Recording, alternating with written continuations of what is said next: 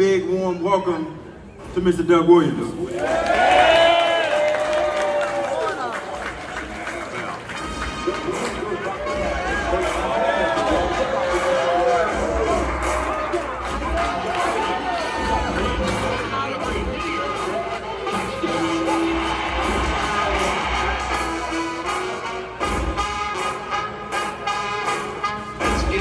Simply enter the history book Sunday night. They rewrote it.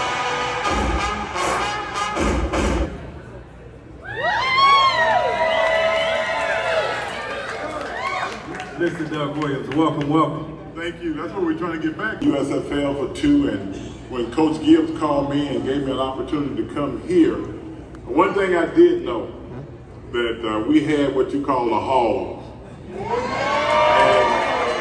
And as a quarterback, you know, when you got the offensive lineman that we had, it got to make you feel good. And I felt like I was in the right place at the right time. And in '86, when I first got here, you know, I only played one game through one pass. And then when '87 rolled around, I got a chance to show, you know, Coach Gibbs had called me and asked me, could I be the backup quarterback? And when he called me, the only team in the league was the Washington Redskins at that time. And I told Coach Gibb I could be any up he wanted me to be because I didn't have a job. So I could be whatever up. But you know, with the mentality of being a backup, I had been a starter all my life. So I didn't think like a backup. You know, my thing every day of practice, when you wasn't getting those reps, you had to take those mental reps.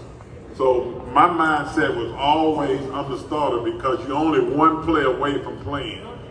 And lo and behold, I got that opportunity to play. And after we played in Minnesota for the last game of the season, and I came in and we came back and won the game, Coach Gibbs announced that Doug Williams was going to be the starting quarterback for the playoffs.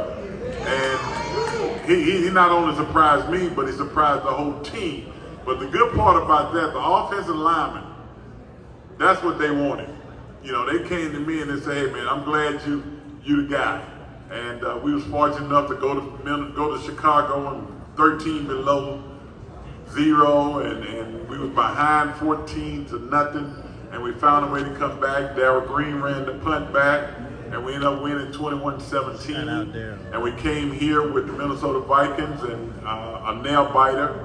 You know, at the end of the game, Darryl Green knocked the pass away at the end zone, and we survived 17-10. And going to San Diego, you know, all of the media and everybody was right during that season, that Super Bowl season. I did go though. But you know what? It wasn't the Super Bowl. It was the game. Because first of all, if we don't beat Minnesota, we don't go to the Super Bowl. And when that game was over, that's when I realized that I was going to the Super Bowl. Because you know, when you play in this league, man, the greatest thing that any athlete can achieve playing in the National Football League is getting the opportunity to play on the biggest stage in the world, and that's the Super Bowl.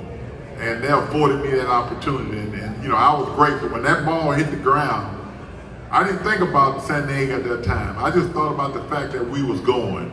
There wasn't no doubt in my mind we wasn't gonna win it, but I knew we was going. You know, so that's the biggest feeling. And Super Bowl was great. You know, I'll never forget that, but I'm just telling you, that game against the Minnesota Vikings was the game that when I realized in my lifetime, that's going to be the game that elevated me to the Super Bowl. So I look at that one first and then the Super Bowl. Okay, so I do have to go back one more question because, and I know you get asked this so many times, and you know, you're pretty consistent with your answer, but I get a chance to travel with Doug from time to time and see the reach. There are people who come up to you and they remember it was an iconic moment in time, whether it was their grandfather or where they were when you won that, when the Redskins won that Super Bowl and hoisted that Lombardi trophy. You transcended sports. It was a big moment for a lot of people and they remembered that. What is that like, hearing that, knowing that, that impact, that iconic impact that you will forever have, not on just this organization, but the NFL and sports fans all around the world? Well, you know, to be honest with you, it's tough for me because, you know, I'm a pretty humble individual. You know, I come from humble beginnings. You know, my mom used to always tell me, bless her soul, that if you don't remember where you come from, you ain't gonna remember where you're going. Right. And she always tells us another thing: don't put yourself up too high. You wouldn't have that for the fall. So I remember all that. So, you know, but when people come to me now, man, it's such a great feeling, because I run across a lot of older guys. And this is the thing that really gets me. The older guys, they come to me and the first thing they say, man, I can tell you where I was on that day. And they say, every time I want to feel good, I go and push that VHS in the tape. You know, that's how I know it's over.